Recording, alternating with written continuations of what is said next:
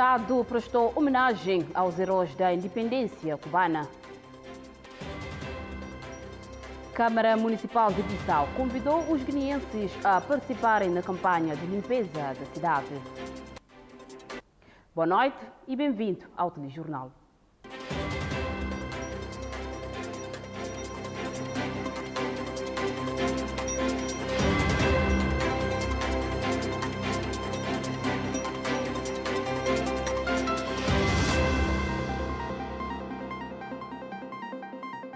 O presidente da República depositou as coroas de flores na emblemática Praça da Povoação em Havana, Cuba. A cumprir um carregado programa de visita oficial à República de Cuba, o presidente da República, na companhia da primeira-dama, deslocou-se à emblemática Praça da Revolução em Havana para prestar homenagem aos heróis da independência de Cuba.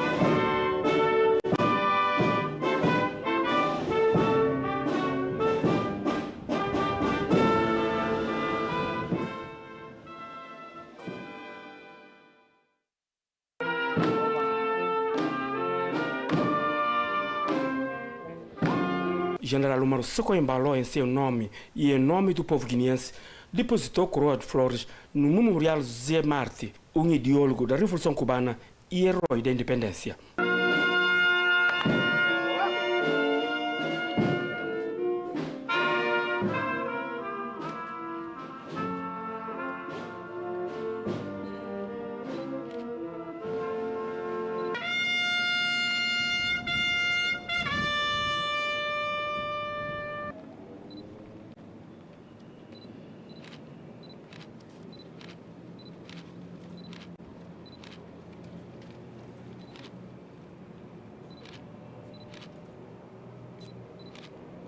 Uma justa homenagem do chefe de Estado guineense, que acaba por ser também exclusiva a todos os combatentes da Revolução Cubana que, de uma forma ou outra, contribuíram na luta pela independência do nosso país. No âmbito da visita oficial à República de Cuba, o chefe de Estado guineense manteve encontro com os representantes de combatentes internacionalistas que estiveram em África. O presidente da República deixou a Praça da Revolução para se encontrar com representantes de combatentes internacionalistas que estiveram em África, dando apoio a movimentos de libertação. Uma oportunidade para o chefe de Estado manifestar a gratidão do Estado da Guiné-Bissau pela coragem e disponibilidade solidária dos combatentes internacionalistas cubanos, que estiveram sempre ao lado dos nossos combatentes da liberdade da pátria na luta pela independência do nosso país. O presidente da República visitou o Centro Fidel Castro, um edifício centenário que foi reabilitado para albergar os documentos e objetos que retratam a vida e luta del comandante, como é acarinhado pelo seu povo.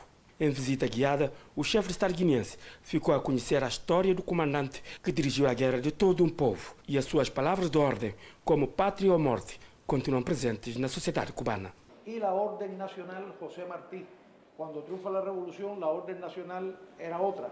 Fidel en el tiempo es una línea de tiempo en la que hacemos un recorrido por la vida y la obra de Fidel desde su nacimiento hasta su fallecimiento. Aquí, una foto de Fidel. O presidente da República ainda assistiu a uma projeção em vídeo que retrata o combate e a vitória das forças revolucionárias à invasão norte-americana à ilha. Na declaração à imprensa, General Umaru Socoembaló considera o Centro Fidel Castro uma passagem obrigatória para qualquer chefe de Estado que visita Cuba e que queira conhecer a história revolucionária do país. O presidente da República deixa o Centro Fidel Castro para prosseguir com visitas às infraestruturas de Cuba, sobretudo da indústria farmacêutica. O Ministério de Agricultura e Desenvolvimento Rural, preocupado com a nova praga que afeta o cajueiro, fez deslocar ao terreno técnicos da direção dos serviços de produção vegetal para constatar de perto a situação no setor de Quinhamel, região de Biombo.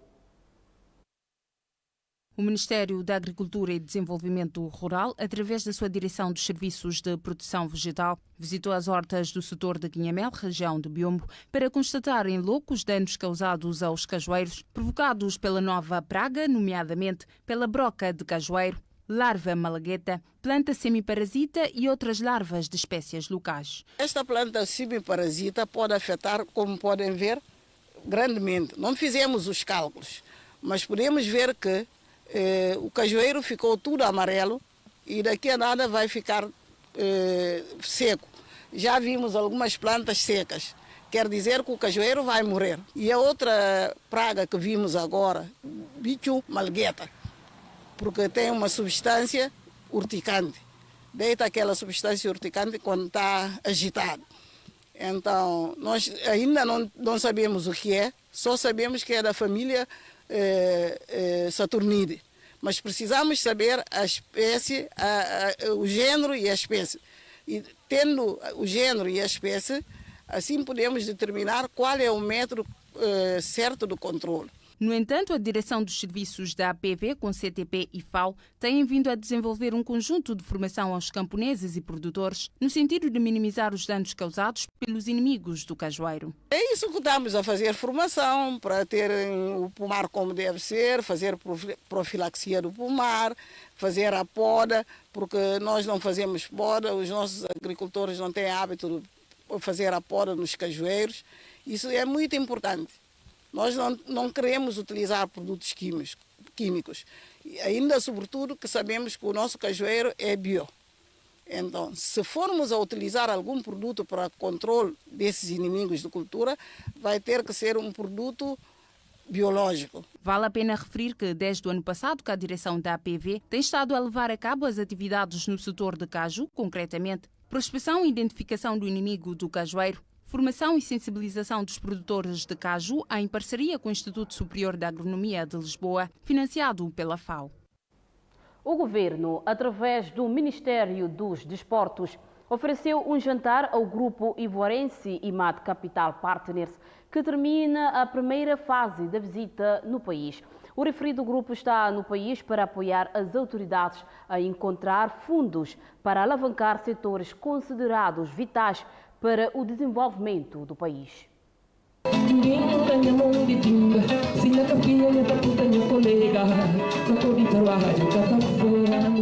A animação musical entrega de presentes marcou o jantar de confraternização oferecido pelo Ministério dos Desportos da delegação marfinense do Grupo IMAD Capital Partners, que se encontra no país há uma semana para contactos e prospecção de mercado, com vista a uma assistência técnica, montagem e mobilização de fundos para a Guiné-Bissau. Visivelmente satisfeito, Sam Ahmed, PDG do grupo, de estar convencido que este é o início de uma parceria forte e consistente com a Guiné-Bissau e prometeu tudo fazer para a elevação da imagem positiva do país e assisti-lo nas suas necessidades prioritárias. A ocasião serviu para o titular da pasta dos desportos realçar a capacidade do grupo em matéria de angariação de fundos para setores considerados vitais da vida pública. Fizemos esse convite de forma informal quando tivemos a visitar a República Irmã da Côte d'Ivoire, onde esse grupo já está a realizar um grande trabalho de colaboração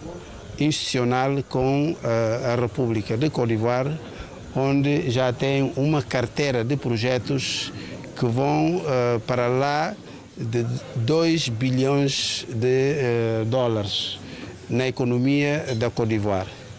E nós inspiramos-nos bastante enquanto governantes, naquilo que são as experiências da Côte d'Ivoire em matéria da procura do desenvolvimento econômico, socioeconômico desse país irmão, com o qual nós partilhamos a mesma comunidade, a OEMOA, e também a mesma comunidade CDL.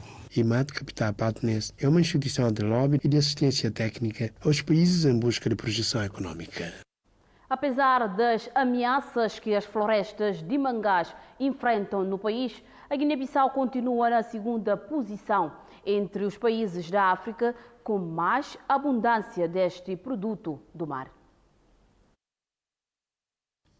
As florestas de mangás, pelas suas funções, constituem no país uma riqueza incalculável, por ser um lugar da desova dos peixes e outros mariscos, para além de servir como barreira de avanço das águas do mar. Segundo o técnico do IBAP, Eliseu Binante, a posição da Guiné-Bissau em relação aos outros países deve-se a dois fatores. Primeiro é o crescimento natural dos tarafes provocado pelo avanço das águas do mar. E segundo, deve-se aos esforços dos técnicos na recuperação dos diques e reflorestação. Pretende-se criar brevemente a Lei de Mangás, lei essa que vai definir a forma de utilização e tornar mais efetiva a sua proteção. O técnico lembra ainda que a lei por si só não funciona, mas precisa do envolvimento de todos. Apesar das ameaças que as florestas de mangás enfrentam no país, a Guiné-Bissau continua na segunda posição entre os países da África com mais abundância desta espécie. Uma política de reflorestação em todas as áreas agrícolas para manter o ciclo de todas as plantas existentes no país. Palavra do técnico Eliseu Binante na entrevista à TGB sobre a devastação das florestas de mangás no país. O aumento da desflorestação do mangal está a aumentar cada vez mais com o fundamento para a necessidade alimentar da população rural. Para o técnico Eliseu Binante, isso é consequência da falta de florestas para o uso cotidiano. De acordo com Eliseu, ultimamente o país sofreu muito com o desmatamento e a população se viu obrigada a entrar nas florestas de mangás para a procura de lenhas para o seu uso. Se a solução continua a ser unicamente o mangal, as consequências serão enormes, não só a nível do consumo, mas também a nível da subida da água salgada, afiançou o técnico. No entanto, chamou a atenção sobre os mangás que estão a avançar para a terra, lembrando que os mangás não germinam sem as águas salgadas. Portanto, as construções nas zonas úmidas são as que devem ser controladas para o bem de todos. E sustenta que deve haver política de reflorestação para proteger as florestas de mangás no país. A rede elétrica de energia no maior centro hospitalar do país encontra-se obsoleta e precisa ser trocada para a melhoria de qualidade e tempo de vida dos materiais. Montada há mais de 40 anos, a rede elétrica do Hospital Nacional Simão Mendes encontra-se obsoleta e não consegue dar resposta à demanda da nova era, explica. Nós sabemos que estamos a falar de um hospital que é o maior no país, um hospital que já tem vários anos de existência, que gradualmente está a crescer. Hoje, o hospital conta com 650 leitos, que não contava antes. Então, tudo isso, para prestar cuidados a esses utentes que vão lá, nós precisamos de ter equipamentos para trabalhar, como é certo. Os equipamentos trabalham com corrente elétrica. E fazendo aquilo que é o acompanhamento da nova dinâmica que se pretende dar, entendemos por bem de que não podemos pensar em ter equipamentos sem ter uma boa corrente elétrica para garantir o funcionamento desses equipamentos. A vida dos equipamentos tem tudo a ver com a rede elétrica estável instalada, afiança o diretor do maior centro hospitalar do país. Nós temos tido problemas de queda de corrente, avaria dos equipamentos devido à rede que nós temos. Estamos a falar de uma rede já obsoleta, para aquilo que é a nossa realidade atual do hospital. Um dos técnicos divulga os resultados dos estudos feitos. As vossas principais carências são os quadros elétricos, a proteção toda nos quadros elétricos e a própria cabelagem em si. Os cabos que vão alimentar os vossos equipamentos estão bastante deteriorados e não há efetivamente uma normalização dos mesmos. Colocando estas duas situações em cima da mesa, é preciso começar a trabalhar localmente nos equipamentos. É preciso ir a cada equipamento e efetivamente protegê-lo com unidades específicas, com UPS, com equipamentos que permitam uma garantia de continuidade de serviço. Caetano Coelho, por sua vez, garante que vai permitir com que tenhamos uma certa estabilidade no fornecimento da energia e, consequentemente, estaremos em condições de ter equipamentos para que possamos melhorar a nossa prestação de serviço. Tudo o que nós fazemos lá no hospital depende de corrente elétrica. Tendo a revisão da corrente elétrica, do sistema de fornecimento da energia, naturalmente que os aparelhos, a vida, o tempo médio de vida dos nossos equipamentos vai melhorar. O Hospital Nacional Simão Mendes realiza o primeiro ateliê para divulgação e modernização da rede elétrica, tendo em vista a energia, manutenção das instalações e equipamentos hospitalares, para no futuro propor às autoridades competentes a apropriação dos trabalhos feitos para a melhoria do fornecimento da energia elétrica neste centro hospitalar.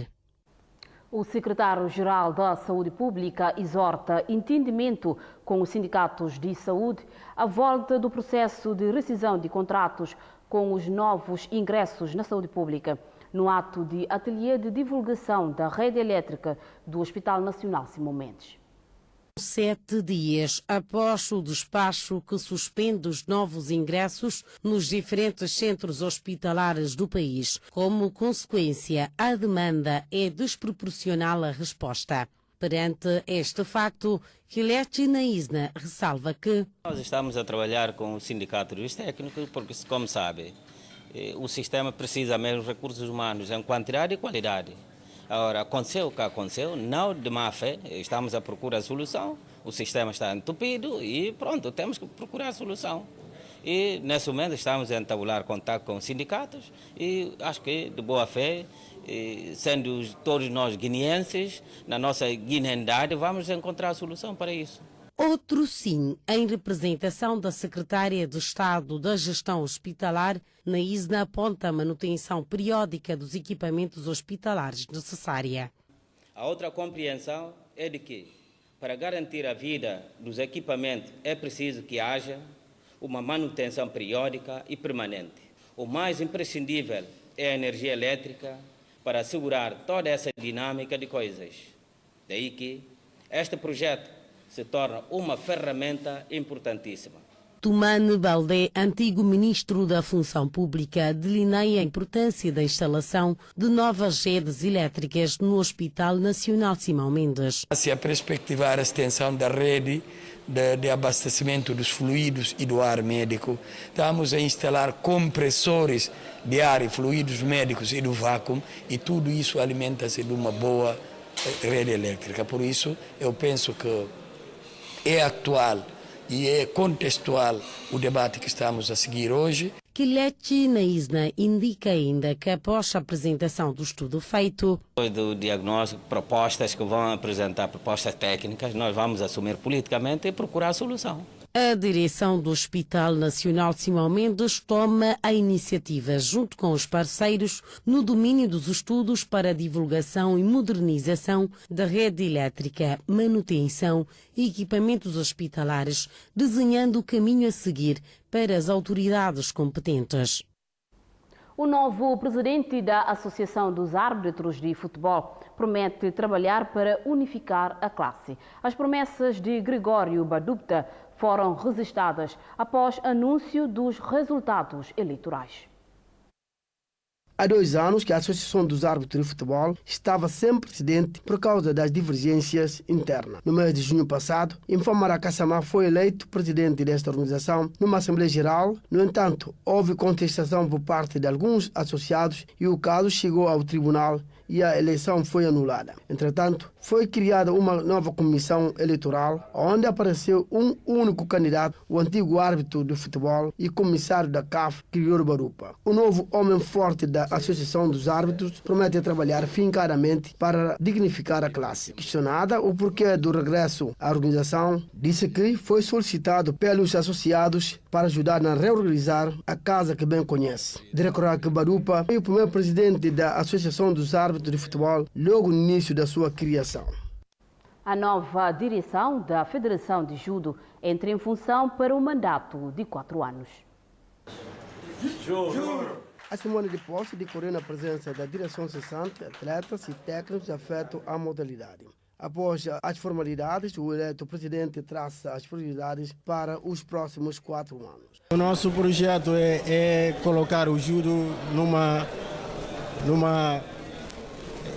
fase mais desenvolvida, né? Temos o objetivo de desenvolver o judo, que parte necessariamente de formar os atletas, formar os treinadores e não só, também representar o judo a nível internacional, colocar atletas em mais arenas de forma a defenderem a bandeira de Guiné-Bissau. O Sr. Idrissa Sá promete dar continuidade aos trabalhos desenvolvidos pela antiga direção junto do Comitê Olímpico e do Governo. A política é sempre de parceria com o Comitê Olímpico. Recentemente deram-nos uma bolsa olímpica e temos um atleta que vai já para a França, numa bolsa olímpica disponibilizada pelo Comitê Olímpico. E será sempre uma parceria sustentável que vamos priorizar com o Comitê Olímpico. Também vamos fazer esforços, vamos aproximar o governo para dar mais apoio, de forma a tirar o judo na fase em que está.